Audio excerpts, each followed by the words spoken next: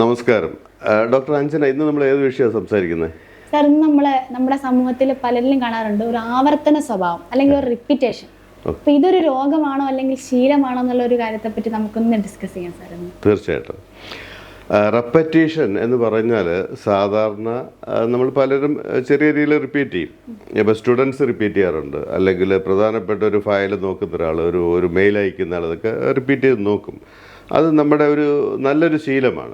അപ്പോൾ അത് കുഴപ്പമില്ലാത്തതാണ്. കാരണം അബദ്ധം പറ്റാതിരിക്കുക, തെറ്റ് പറ്റാതിരിക്കുക, അതിനുവേണ്ടിയാണ് നമ്മളിങ്ങനെ ആവർത്തിച്ച് നോക്കുന്നത്. 1, 2, 3 പ്രാവശ്യമൊക്കെ നോക്കിയിട്ട് ചെയ്യുന്നത്.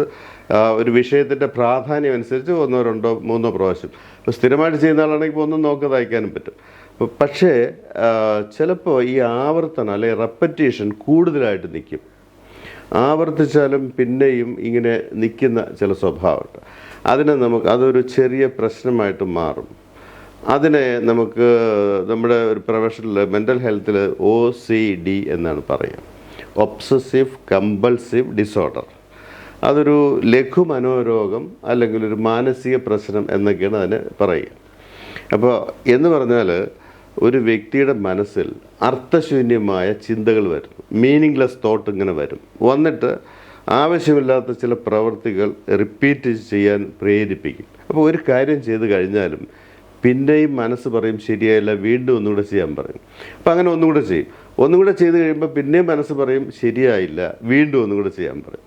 അങ്ങനെ നിരർത്ഥകമായ അല്ലെങ്കിൽ മീനിങ്ലെസ് തോട്ട്സ് വന്നിട്ട് അൺനെസസറി ആക്ഷൻസിനെ റിപ്പീറ്റ് ചെയ്യുന്നൊരു സംഭവമാണ് ഈ OCD, ഒബ്സസീവ് കമ്പൾസീവ് ഡിസോർഡർ എന്ന് പറഞ്ഞാൽ ആ വ്യക്തിയെ അത് വീണ്ടും ചെയ്യാനായിട്ട് കമ്പൽ ചെയ്യുന്നു, പ്രേരിപ്പിക്കുകയാണ്. അതിനെയാണ് നമ്മൾ ഒബ്സസീവ് കമ്പൾസീവ് ഡിസോർഡർ എന്ന് പറയുന്നത്. സാർ, അപ്പോൾ ഇതൊരു രോഗമാണ് നമ്മളിങ്ങനെ തിരിച്ചറിയും? നമ്മളിങ്ങനെ ഒരു സ്വഭാവം നമ്മളിൽ കണ്ടുവരുമ്പോൾ എനിക്ക് ഇന്ന രോഗമായിരിക്കാം എന്ന് തിരിച്ചറിയുന്നത് ഈ ഒരു പ്രശ്നം വരുമ്പോൾ അയാൾക്ക് തിരിച്ചറിവുണ്ടാവണം. അതായത് എല്ലാ പേരും ഇത് ചെയ്യുന്നില്ല, 1, 2 പ്രാവശ്യം ചെയ്യുന്നു. അപ്പോൾ എൻ്റെ മനസ്സിൽ ഇത് വരുന്നു, ഞാൻ വീണ്ടും ആവർത്തിക്കുന്നു, വീണ്ടും അത് ചെയ്ത് കഴിഞ്ഞാൽ പിന്നെയും മനസ്സ് എന്നെ സമ്മതിക്കുന്നില്ല. മാത്രമല്ല അങ്ങനെ സമ്മതിക്കാതിരിക്കുകയും അയാളുടെ സാധാരണ ജീവിതത്തിനൊരു ബുദ്ധിമുട്ടുണ്ടാവുക. ഇപ്പോൾ ഒരു സ്റ്റുഡൻ്റ് ആണെങ്കിൽ കൂടുതൽ മുമ്പോട്ട് പഠിക്കാൻ പറ്റുന്നില്ല. ഒരു എംപ്ലോയി ആണെങ്കിൽ അയാൾ ചെയ്യുന്ന വർക്ക് മുമ്പോട്ട് കൊണ്ടുപോകാൻ പറ്റുന്നില്ല. കാരണം ഏതെങ്കിലും ഒരു വർക്കിൽ സ്റ്റക്കായി പോകുന്നു. അല്ലെങ്കിൽ അയാളുടെ മനസ്സിൽ ഇപ്പോൾ കുളിക്കാൻ കയറുന്ന വ്യക്തിക്ക് കുളിച്ച് കഴിഞ്ഞിട്ട് പെട്ടെന്ന് കയറാൻ പറ്റില്ല. അപ്പോൾ അയാളുടെ സാധാരണ വ്യക്തിപരമായിട്ടും സാമൂഹികപരമായിട്ടും കുടുംബപരമായിട്ടുള്ള കാര്യങ്ങൾക്ക് തടസ്സം വരുന്നു എങ്കിൽ ആ സമയത്ത് അതൊരു തകരാറാണെന്നോ ചെറിയ ബുദ്ധിമുട്ടാണെന്നോ മനസ്സിലാക്കുക. അതാണ് അതിൻ്റെ ഒരു രീതി. സാർ, സാധാരണ രീതി അതൊരു വൃത്തിയിൽ മാത്രമാണ് ഈ ഒരു കാര്യം എന്നാണ് എല്ലാവരും വിശ്വസിക്കുന്നത്. വീണ്ടും കൈ കഴുകുന്നവർ അല്ലെങ്കിൽ വീണ്ടും കാല് കഴുകുന്നു, ആ ഒരു രീതിയിൽ മാത്രമാണോ സാർ? അല്ലെങ്കിൽ അല്ല, ആ രീതി എന്ന് പറഞ്ഞാൽ വൃത്തിയിൽ വരുന്നത് സാധാരണ ഒരാൾ കുളിക്കാൻ കയറുകയാണ്. അപ്പോൾ ഏറ്റവും കൂടുതൽ ഉണ്ടാകുന്നത് ജേംസിനെ കുറിച്ചുള്ള ഒരു ഭയമാണ്, അല്ലെങ്കിൽ വൃത്തി ആയില്ല എന്നുള്ളതാണ്. അപ്പോൾ കുളിക്കാൻ കയറുന്ന വ്യക്തി അയാൾ കുളിച്ച് കഴിയുമ്പോഴത്തേക്ക് നന്നായിട്ട് കുളിച്ചു. സാധാരണ ഒരാളിന് കുളിക്കാൻ 5 മുതൽ 10 മിനിറ്റ് വരെ മതി, അല്ലെങ്കിൽ 5 മിനിറ്റ്, അത് സാഹചര്യം അനുസരിച്ച് 5 മിനിറ്റിനകത്ത് കുളിക്കാം. ചിലർ 10 മിനിറ്റ് വരെ എടുത്തെന്ന് വരും. പക്ഷേ ഇതങ്ങനെയല്ല. കുളിച്ച് കഴിഞ്ഞാൽ അയാൾ നിർത്താം എന്ന് തോന്നുമ്പോൾ മനസ്സ് പറയും വൃത്തിയായില്ല, ഒന്നും കൂടെ സോപ്പ് തേച്ച് കുളിക്കണമെന്ന് പറയും. അപ്പോൾ അയാൾ ഒന്നുകൂടെ സോപ്പ് വയ്ക്കുന്നു, പിന്നെ വെള്ളം മാക്സിമം ഒഴിക്കുന്നു. അത് കഴിഞ്ഞിട്ട് പിന്നെ തല തോർത്താൻ നിൽക്കുമ്പോൾ അയാളുടെ മനസ്സിൽ പറയും ഇത് ശരിയായില്ല, ചിലപ്പോൾ ഇപ്പോൾ സോപ്പ് കംപ്ലീറ്റ് പോയി കാണില്ല എന്ന് തോന്നും. പിന്നെ അയാൾ ഒന്നുകൂടെ വെള്ളം ഒഴിച്ച് കുളിക്കും. പിന്നെ മനസ്സ് പറയും ചിലപ്പോൾ ഇപ്പം ഞാൻ വെള്ളം എടുത്തപ്പോൾ പിന്നെ ഭിത്തിയിൽ തട്ടി, അല്ലെങ്കിൽ പൈപ്പിൽ തട്ടി, ടാപ്പിൽ തട്ടിപ്പോയി, വീണ്ടും എൻ്റെ ദേഹം അഴുക്കായി എന്നുള്ള ചിന്തയിൽ എന്ത് ചെയ്യും, വീണ്ടും കുളിച്ചുകൊണ്ടേയിരിക്കും. അങ്ങനെ മണിക്കൂറുകളോളം കുളിക്കുന്ന വ്യക്തികളുണ്ട്. ഒന്ന് ആലോചിച്ച് നോക്കും. ചിലപ്പോൾ ഇങ്ങനെയുള്ള വ്യക്തികൾ ഏതെങ്കിലും വർക്കിംഗ് വിമൻസ് ഹോസ്റ്റലിലോ അല്ലെങ്കിൽ കോളേജ് ഹോസ്റ്റലിലോ ഒക്കെ ഉണ്ടെങ്കിൽ, ഈ വെള്ളത്തിന് സ്കേഴ്സിറ്റി ഉള്ള സമയത്താണെങ്കിൽ ഈ ഒരൊറ്റ വ്യക്തി കുളിക്കുന്ന വെള്ളം ഉണ്ടെങ്കിൽ ഒരു 100 പേർക്ക് അല്ലെങ്കിൽ 50 പേർക്ക് കുളിക്കാൻ പറ്റും. അപ്പോൾ അതാണ് ഒരു ബുദ്ധിമുട്ട്. പക്ഷെ അവരിത് അറിയുന്നില്ല. 2 മണിക്കൂർ 3 മണിക്കൂർ കുളിക്കുന്ന വ്യക്തികളുണ്ടെന്ന് പറഞ്ഞാൽ ആരെങ്കിലും വിശ്വസിക്കും. ഒരു ആവറേജ് എടുത്താൽ 1.5 മണിക്കൂർ കുളിക്കുന്ന വ്യക്തികൾ വരെയുണ്ട്. അപ്പോൾ ഇതുപോലെ പിന്നെ കുളിക്കുന്ന മാത്രമല്ല, കൈ കഴുകിയാൽ ഇപ്പോൾ ആഹാരത്തിന് മുമ്പ് കൈ കഴുകുകയാണ്. കൈ കഴുകുന്ന വ്യക്തിക്ക് അയാൾക്ക് തോന്നും കൈ വൃത്തിയായില്ല എന്നൊരു തോന്നൽ വരും. അപ്പോൾ വീണ്ടും കഴുകും. അങ്ങനെ കഴുകി പിന്നെ സോപ്പിട്ട് കഴുകും. പിന്നെ സോപ്പ് പോകാൻ വേണ്ടി കഴിയും, പിന്നെയും വൃത്തിയായില്ല എന്നുള്ള, അത് മനസ്സ് പറയും വൃത്തിയായില്ലെന്ന്. ഇതിവിടെ മനസ്സിൻ്റെ പ്രത്യേകതയാണ്.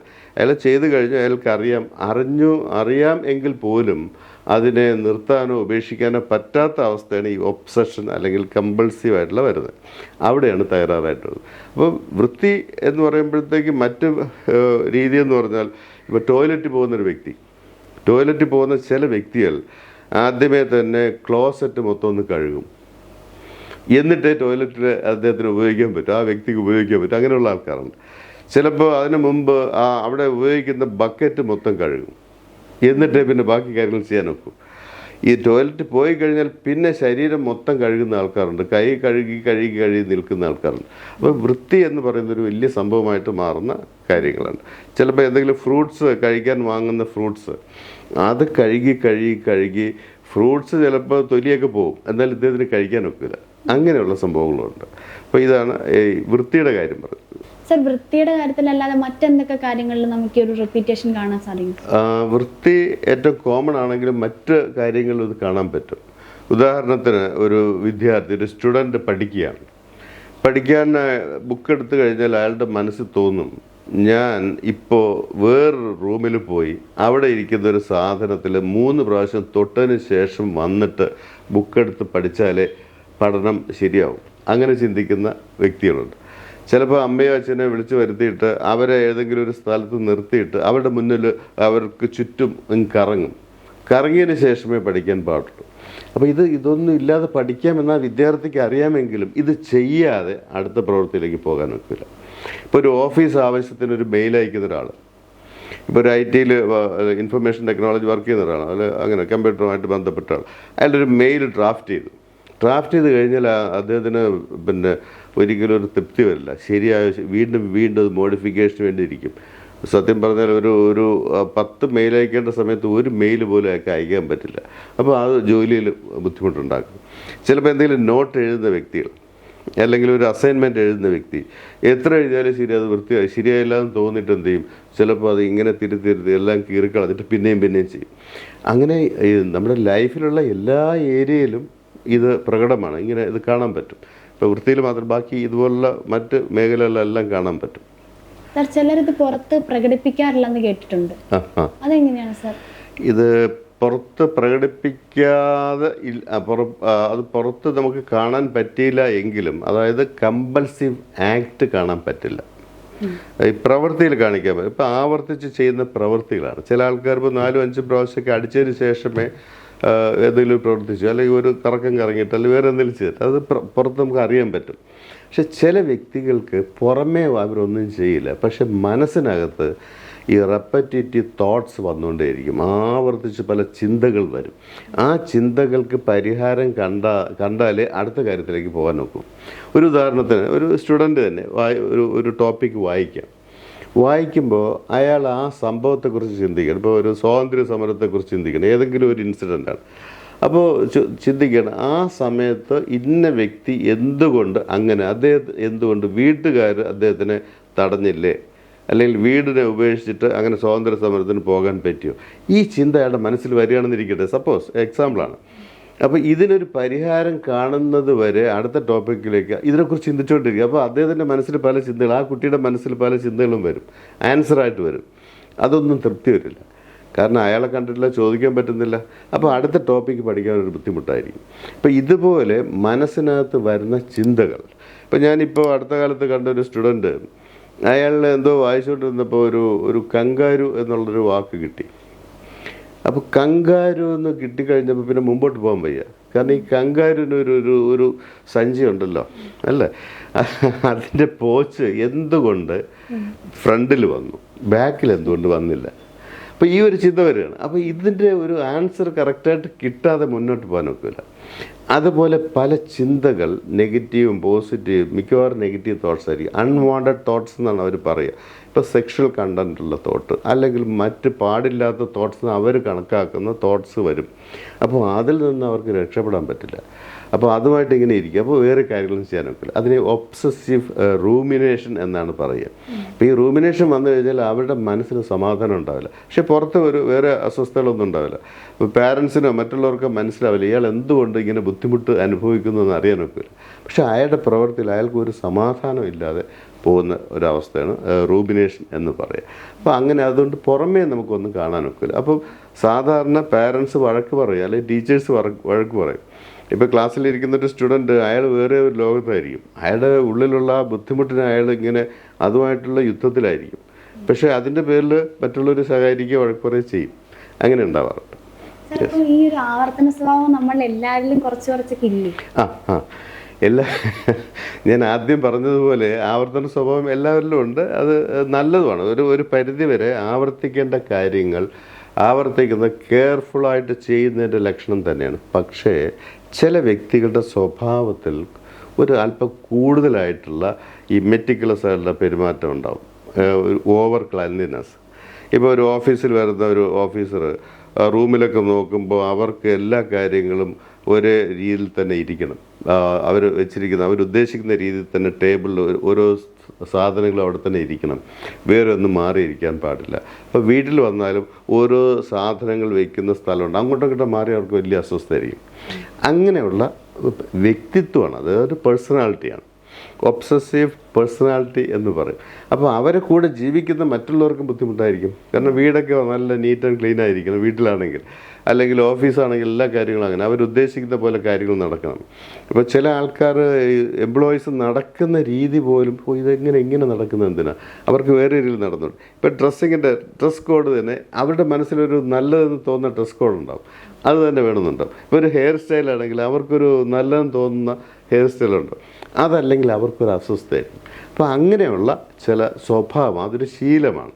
അതൊരു രോഗം എന്ന് നമുക്ക് പറയാൻ ഒക്കില്ല. ഒരു വലിയ പ്രശ്നമല്ല, പക്ഷെ അത് അല്പം കൂടിയാൽ മറ്റുള്ളവർക്ക് ചില ബുദ്ധിമുട്ട് വരും. ഫാമിലി പ്രോബ്ലംസ് വരുന്നത് പലപ്പോഴും അങ്ങനെയൊക്കെയാണ്. ഹസ്ബൻഡ് മെറ്റിക്കുലസ് ആയിരിക്കും, വൈഫിന് അത്ര സാധാരണ പോലെ ആയിരിക്കും. ചിലപ്പോൾ വൈഫ് നല്ല മെറ്റിക്കുലസ് ആയിട്ട് ഇങ്ങനെ ഒബ്സസീവ് പേഴ്സണാലിറ്റി ആയിരിക്കും, വൈഫ് സാധാരണ കാഷ്വലായിട്ട് ജീവിക്കുന്ന ആളായിരിക്കും. ഇത് രണ്ടും കൂടെ വലിയ ബുദ്ധിമുട്ടായിരിക്കും. ഇപ്പോൾ ബെഡ്ഷീറ്റൊക്കെ വിരിച്ചാൽ നല്ല ക്ലിയർ ആയിരിക്കണം, രാവിലെ തന്നെ എല്ലാം അടുക്കി വയ്ക്കണം. കുട്ടികളെ സ്കൂളിൽ നിന്ന് വന്നാൽ അവരുടെ ഷൂ ഇന്ന സ്ഥലത്ത് വയ്ക്കണം, സോക്സ് ഇന്ന സ്ഥലത്ത് വയ്ക്കണം, യൂണിഫോമൊക്കെ മാറ്റി ഇന്ന സ്ഥലത്ത് വയ്ക്കണം, ബുക്ക് വയ്ക്കേണ്ട സ്ഥലത്ത് ആ അടുക്കള തന്നെ വയ്ക്കണം. ഇങ്ങനെയൊക്കെ ശാസിക്കുന്ന അല്ലെങ്കിൽ ഇങ്ങനെയൊക്കെ നിഷ്കർഷിക്കുന്ന അല്ലെങ്കിൽ ഇങ്ങനെയൊക്കെ പറയുന്ന ആൾക്കാരുണ്ട്. പക്ഷെ അത് ഒരു പരിധി വരെ ഒബ്സഷനാണ്, അത്രയൊന്നും ആവശ്യമില്ല. അപ്പോൾ അതാണ് അങ്ങനെയുള്ള കാര്യങ്ങൾ. ചികിത്സ വേണോ വേണ്ടിയോ എന്നുള്ളൊരു സംശയം. തീർച്ചയായിട്ടും ഇതിൻ്റെ ചികിത്സ എന്ന് പറയുമ്പോൾ ഞാൻ ആദ്യമേ പറഞ്ഞ കാര്യം, ഒബ്സസീവ് കമ്പൾസീവ് ഡിസോർഡർ അത് ഒരു ലഘു മനോരോഗമാണ്. അപ്പോൾ അയാളുടെ ദൈനംദിന പ്രവർത്തനങ്ങൾ ഡെയിലി ലൈഫിൽ ഈ ബുദ്ധിമുട്ട് കൊണ്ട് അല്ലെങ്കിൽ ഈ പ്രശ്നം കൊണ്ട് എന്തെങ്കിലും ബുദ്ധിമുട്ടുണ്ടാവുന്നു എങ്കിൽ അതിനർത്ഥം ചികിത്സ ആവശ്യമാണെന്നുള്ളതാണ്. ഇത് മാറിക്കഴിഞ്ഞാൽ അദ്ദേഹത്തിന് ആ വ്യക്തിക്ക് നന്നായിട്ട് പ്രവർത്തിക്കാൻ പറ്റും, ജീവിതത്തിൽ ഒരുവിധം സമാധാനമായിട്ട് മുമ്പോട്ട് പോകാൻ പറ്റും, നന്നായിട്ട് പ്രവർത്തിയെടുക്കാൻ പറ്റും എല്ലാ കാര്യങ്ങളും. അങ്ങനെയാണെങ്കിൽ തീർച്ചയായിട്ടും ചികിത്സ ആവശ്യമാണ്. ആവർത്തന സ്വഭാവം ഒരു മൈൽഡായിട്ട് അല്ലെങ്കിൽ ലഘു രോഗമായിട്ട് കണ്ട് ചികിത്സ എടുക്കേണ്ടതാണ്.